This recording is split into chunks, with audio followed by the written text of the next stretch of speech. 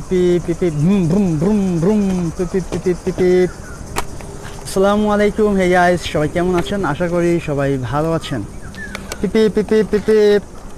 তো আজকে আমি আপনাদের সামনে নিয়ে আসলাম আমাদের সেই ছোটোবেলার রিমোট কন্ট্রোল কার, যেটি আমি ছোটোবেলা থেকে যেটি মানে দিয়ে খেলাধুলা করে বড় হয়েছে এবং আমি যে পার্টসগুলো ছোটোবেলায় ইউজ করেছিলাম। তো আজকে আমি আপনাদের একটা বিষয় জানাবো এবং আমি আমার যে নিজের বানানো যে রিমোট কন্ট্রোল কার আছে, যেটি হিউজ বাজেটের বানানো ছিল, এবং আজকে আমি এই রিমোট কন্ট্রোল কারটির সাথে আমার নিজে বানানো যে কারটি আছে দুটিকে আমি চালাবো একসাথে এবং আমি দেখবো কোনটি কীরকমের। তো আমি একটা জায়গায় বসে এটি চালাবো, আপনাদের সাথে কিছু হলেও শেয়ার করব। তো আজকে আমি আপনাদের সামনে যে বিষয়টা ক্লিয়ার করার জন্য, সেটা হলো আপনারা অনেক দিন থেকে আমাকে বলতেছিলেন যে ভাই আপনি আমাদের জন্য এমন একটা ভিডিও প্লে লিস্ট তৈরি করেন যেখানে এরকমের ছোটো ছোটো বাচ্চাদের জন্য, অর্থাৎ 3 থেকে 12 বছরের বাচ্চাদের জন্য এরকমের কার থাকবে, যেগুলো দেখে আপনারা বিভিন্ন শপ দিয়ে কিনতে পারবেন এবং কোনটি কত প্রাইস হবে এবং এমনকি নানান বিষয় আপনারা বলছিলেন। তো আমি চেষ্টা করতেছি এরকমের একটা ভিডিও প্লে লিস্ট তৈরি করা, যেখানে আপনাদের জন্য থাকতেছে এরকমের বিভিন্ন ধরনের টয় টাইপের কার, যেগুলো ছোটো বাচ্চারা ইউজ করতে পারে। তো আজকে আমি জাস্ট আপনাদের এই ভিডিও সিরিজটি শুরু করার আগে জাস্ট একটা ইন্ট্রো হিসেবে আপনাদের আমি আজকে আমার নিজের বানানো কার এবং এই কারটিকে আমি দুটিকে চালাবো, দেখি কোনটিতে আমি ভালো একটা পারফরমেন্স পাই। তো আমারটা অবশ্যই পারফরমেন্স বেশি হবে, কারণ আমি নিজে বানিয়েছি নিজের মতো করে এবং লং রেঞ্জ, আর এটি খুবই কম রেঞ্জের একটা রিমোট কন্ট্রোল কার। তো এটির সাথে ওটি তুলনা করলে কাজ হবে না, বাট তারপর আমি দেখতেছি মানে কোনটি সার্ভিস মানে কোনটি স্পিড বেশি কম পাওয়া যায়। তো অবশ্যই আপনারা ভিডিও শেষ পর্যন্ত দেখবেন এবং এখন থেকে আপনাদের জন্য আসতেছে যারা বলেছিলেন আমাকে যে ভাই রিমোট কন্ট্রোল কার বা এমনিতে টয় টাইপের যে খেলনাগুলো পাওয়া যায়, বিশেষ করে হেলিকপ্টার আছে, যে ডাবল রোটরের হেলিকপ্টার, তারপরে আপনার অন্যান্য যে বিভিন্ন ধরনের ছোটো বাচ্চাদের জন্য যেগুলো আছে সেগুলো নিয়ে আমাকে বলতেছিলেন। এবং আমার রোবোটিক্সের ভিডিও খুব রিসেন্টলি আসতেছে। আমি একটু অসুস্থ থাকার কারণে আপনাদের জন্য রোবোটিক্সের বা আরসি প্ল্যানের সেভাবে ভিডিও নিয়ে আসতে পারতেছি না, বাট আমি এখন থেকে চেষ্টা করি আপনাদের জন্য সেভাবে ভিডিও নিয়ে আসার জন্য। আপনারা আমার জন্য দোয়া করবেন যাতে এরকম ভিডিও নিয়ে আসতে পারি। তো চলুন ভিডিওটি শুরু করি। আপনারা দেখতে পাচ্ছেন এই হবে আমাদের সেই কারগুলো। তো আমি আপনাদের মানে অনেকে রিকোয়েস্ট ভিডিওতে মূলত এই যে খেলনা রিমোট কন্ট্রোল গাড়ি নিয়ে ভিডিও দেওয়ার একটা চিন্তা ভাবনা করলাম। তো আপনারা হয়তো বা অনেকেই একটু বিরক্ত হতে পারেন যে ভাই আপনি কেন এই খেলনাগুলো নিয়ে এখন আবার কাজ শুরু করছেন। আমার আসলে এগুলো নিয়ে কাজ করার তেমন কোনো অ্যাটেনশন ছিল না, বাট আপনাদের অনেকে রিকোয়েস্ট ছিল যে ভাই আপনি তো আরসি নিয়ে অনেক বিষয় আমাদের সাথে শেয়ার করেন, তো এটি শেয়ার করেন। তো যার জন্য মূলত আমি এটি নিয়ে ভিডিও বানানোর ট্রাই করতেছি। এবং আপনারা দেখতে পাচ্ছেন এই হলো আমাদের সেই আরসি কারটি, যেটি আমি অনেকবার চালিয়েছি এবং আপনাদের এ নিয়ে অনেক ভিডিও দিয়েছি এবং এটি কন্ট্রোল করবো আমি আমার এই ফ্লাই স্কাই i6 দিয়ে।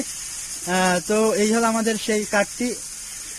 এবং আর এই ধরনের কার নিয়ে আমার ভিডিও আসতেছে, এটি কিভাবে বানাতে হয় এবং কিভাবে আপনারা বানাবেন, এই পার্টস সেটা কিভাবে করছি এ নিয়ে আমি অনেক ভিডিও দিয়েছি, বাট এটি কিভাবে বিল্ড করতে আমার তেমন কোনো ভিডিও নাই। তারপর আমি চেষ্টা করি সামনে আপনার জন্য ভিডিও দেওয়ার জন্য। তো এই কারটির প্রাইস অনেকেই আমাকে হয়তোবা অনেকে বিভিন্ন সময় বলতে পারেন যে এগুলো প্রাইস কত হয়। তো এগুলো প্রাইস হাইয়েস্ট হলে, আপনি যদি লোকাল শপ দেখেন, হাইয়েস্ট হলে এটি প্রাইস হতে পারে 600 থেকে 700 টাকা, এর বেশি হওয়ার মানে সম্ভাবনা নাই। হয়তোবা এটি লোকাল শপ দিয়ে বা আপনার যদি আশেপাশে কোনো শপ দিয়ে আপনি কিনে হয়তোবা নিলে 900 টাকা হতে পারে, এর বেশি হবে না। তো যারা এই কার নিয়ে যাদের আগ্রহ আছে তারা আশা করি বুঝতে পারছেন। তো আমি আমার এই কারটিতে যে এপিবি সেট আপ করছি, আপনারা অনেকেই বলেছিলেন যে ভাই এটি কোন ক্যামেরা ইউজ করছেন। তো আমি এটি জাস্ট নর্মালভাবে আপনাদের ক্লিয়ার করি। এটি হলো আমাদের TX06 ইথিনেট, যেটি নিয়ে আমি আমার ড্রোনে অলমোস্ট ভিডিও দিয়েছি আপনাদের। আর এটি তো বলার কিছু না, এটি তো আমার সেই পুরোনো আমলের ট্রান্সমিটার, এই আর কি।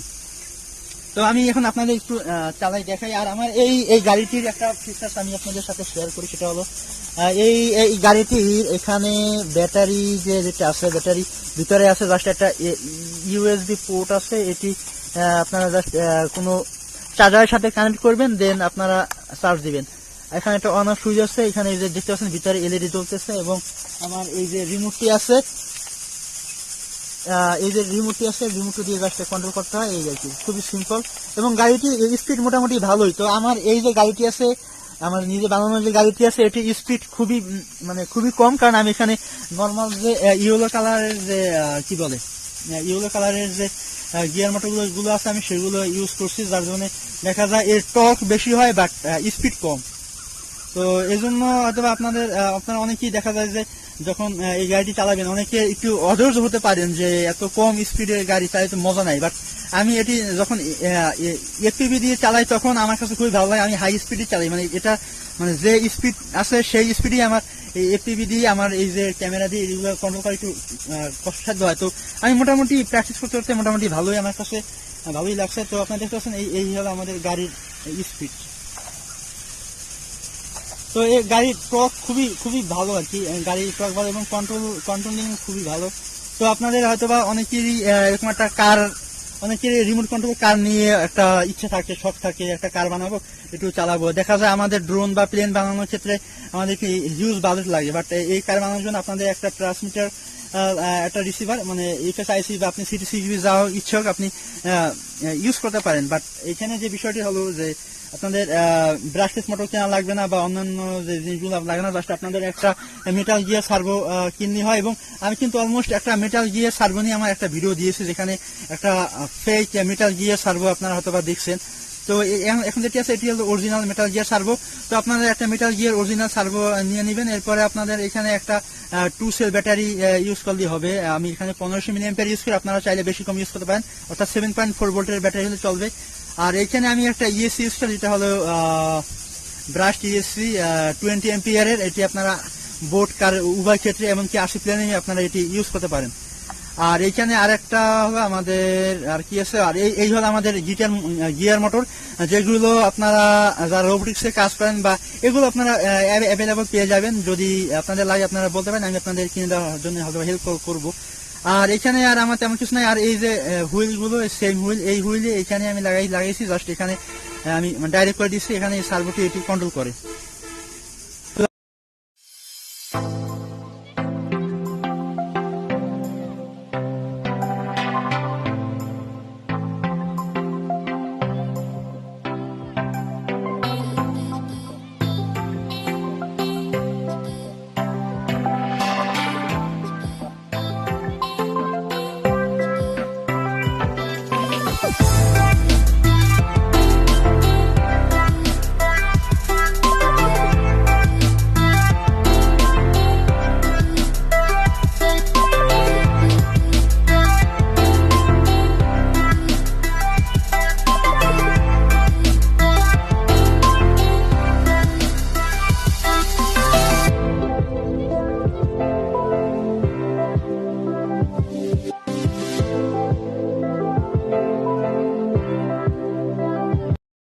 তো আমি এখন এই দুটি পাওয়ারই বাড়াবো, থ্রোটল বাড়াবো, দেখি কোনটি জিতে আর কি।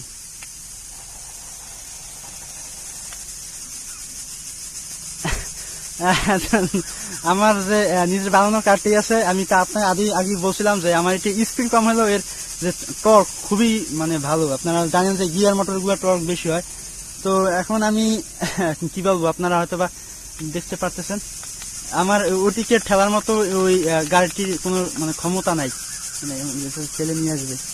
তো আমি আমার গাড়িটি দিয়ে ওটিকে দেখেন কত সহজে নিয়ে যাওয়া যায়।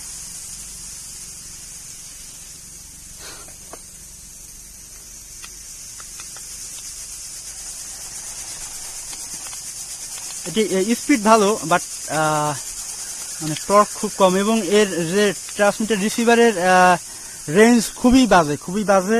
এটি জানেন এটির দাম 500 থেকে 600 টাকা বা 700 টাকা হতে পারে। তো তার রেঞ্জ কি হবে? আর আমার এটির দাম হলো, আমি এটি কিনছিলাম 2017 সালে 4500 টাকা দিয়ে কিনছিলাম। তো আপনারা দেখেন কোথায় আমাদের এই যে ট্রান্সমিটার, মানে এই টয় রিমোটের ট্রান্সমিটার, কোথায় হলো আমার এই ট্রান্সমিটার। তো এটি দেখি আপনারা বুঝতে পারছেন আমাদের এখানে কি বিষয় লুকায়িত। তো এই ছিল আজকে মোটামুটি, জাস্ট আমি একটু টেস্ট করলাম, আপনাদের সাথে একটু বিনোদন দিলাম আর কি আপনাদের। এই ছিল মোটামুটি আজকে ভিডিও। দেখা হয় পরবর্তী কোনো ভিডিওতে। খোদা হাফেজ।